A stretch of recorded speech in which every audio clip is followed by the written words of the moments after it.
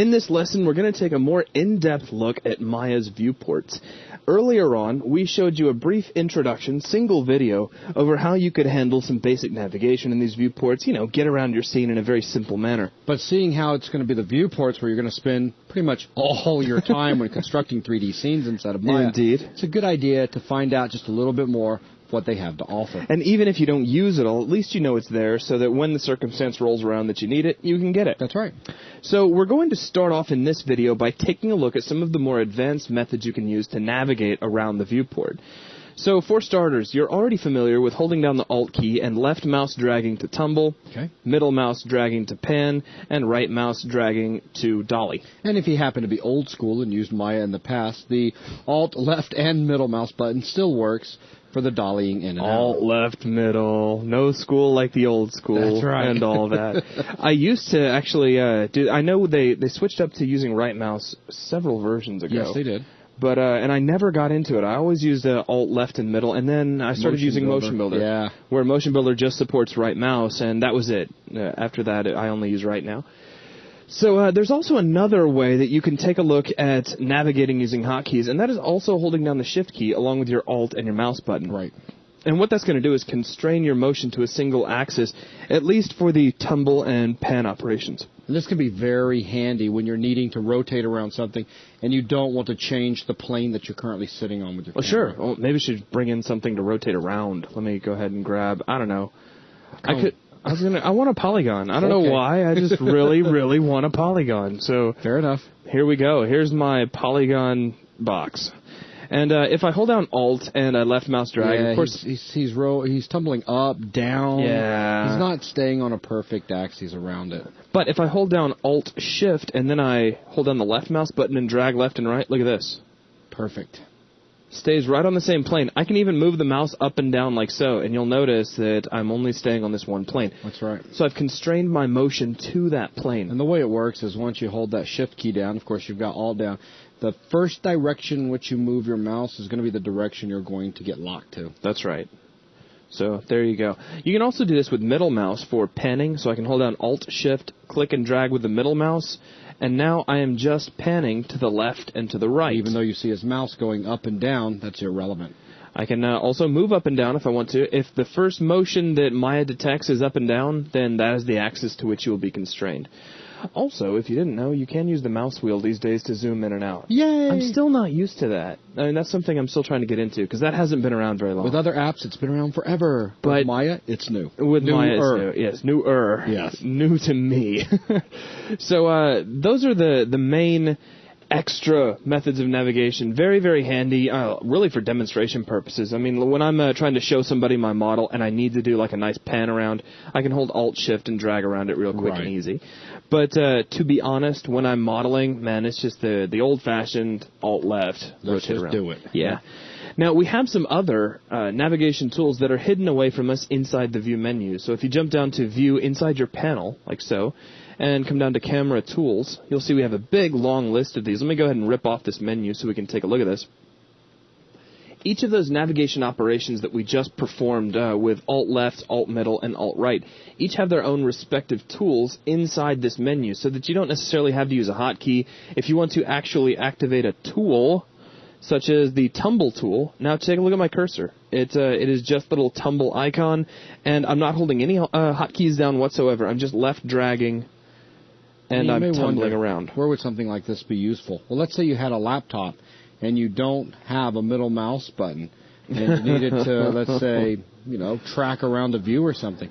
You could come in here and just grab the track tool and manipulate your viewport that way. And somebody has run up next to you and cut the cable on your USB mouse that you faithfully keep with your laptop. Or let's just say you don't. I'm just saying. But the nice thing about these tools is they do come with options. Now, we're not going to get into all the options, but if you go and open them up real quick, you'll notice that we have a tumble scale. So depending on the size of your scene and all, you can do some really nice things. Center of interest, or we've got the tumble pivot as well. Some of you that like the old school tumble methods. Sure. And then you can see here where we can control orthographic views if they're locked or not, which by default they're locked, and I suggest that you keep it that way.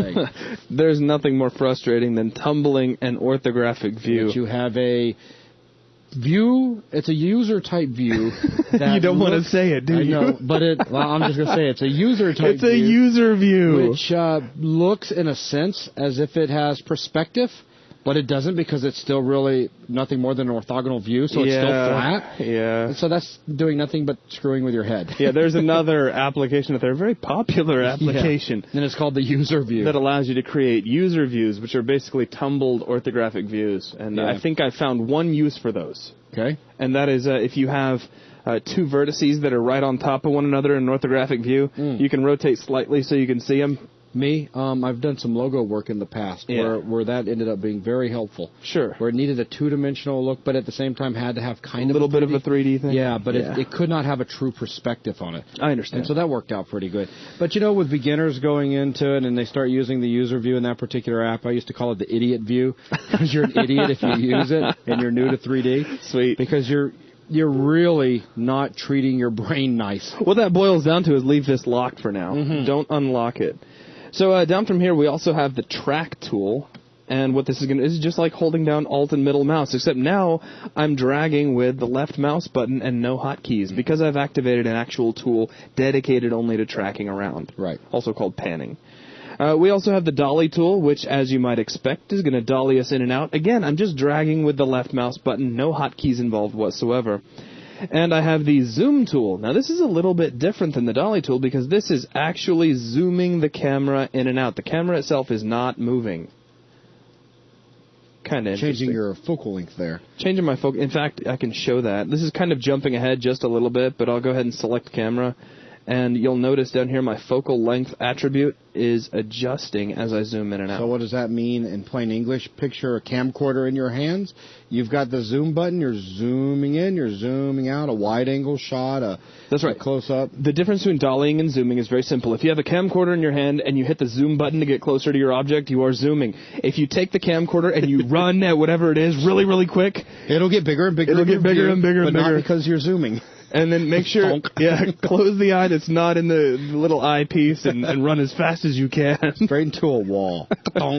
So just kidding, don't do that. That is dollying, this is zooming. So let me set this back to the default of, I think, 35. I think that's about right. And we also have a couple of other tools that are kind of specialized tools, which probably explains the divider bar, because you're not going to use these very often, if ever, really. But we have the roll tool, and it gives you this really cool, almost anchor-looking icon. Yeah, it does look like and this allows you to roll the camera, so kind of banking, like so. And what this is really doing, for the most part, is rotating your camera in its local Z-axis, which, if you set that back to 0, we have now flown away from everything. Bye-bye, scene. Goodbye, scene. If you ever get lost like this, you can hit the default home, and that'll take you back to the same view you get when you open up Maya. So, watch out for the roll tool. We have the azimuth elevation tool. Azimuth elevation. There we go. And we can use this to, it's a very interesting rotation algorithm. Well, it takes a little bit of getting used to. Indeed. But basically you have the ability to control the elevation and the azimuth of your view.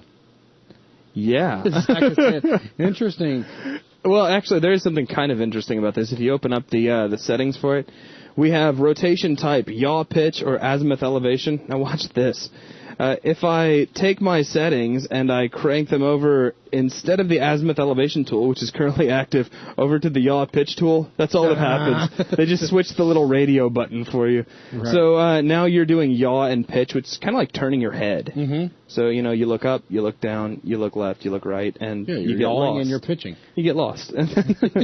I'm not a big fan, but it is kind of cool. So you also have the fly tool, and you can use the fly tool, hold down Control and left drag to kind of fly into your scene. Like if you guys have ever worked in a game editor. Yeah, kind of. It is very similar. If you don't hold Control and you drag around, it goes back to kind of the yaw pitch idea where it's like you're standing there looking around. Yeah. It is very jittery. It's very sensitive. Very, very tricky to get the hang of. But, it is here if you want to play with it and you can have some fun with it. So those are all of our extended navigation tools. Again, just to reiterate, and you can probably tell just by the way I was moving the screen around, most of what I always use is going to be Alt and left, middle, right. Right. I never really use the specialized tools for anything at all. Don't forget, if you're using any of your navigation tools and you find yourself needing to, tumble around a particular item in your screen, don't forget that you can select that item and hit F to recenter up your interest, to frame that object up, and at that point you're now going to be rotating around that particular piece. That's right, and we're going to be covering specialized commands like that in the next video under a few options. Sounds great. So let's go ahead and call it here. Thanks a lot, everyone.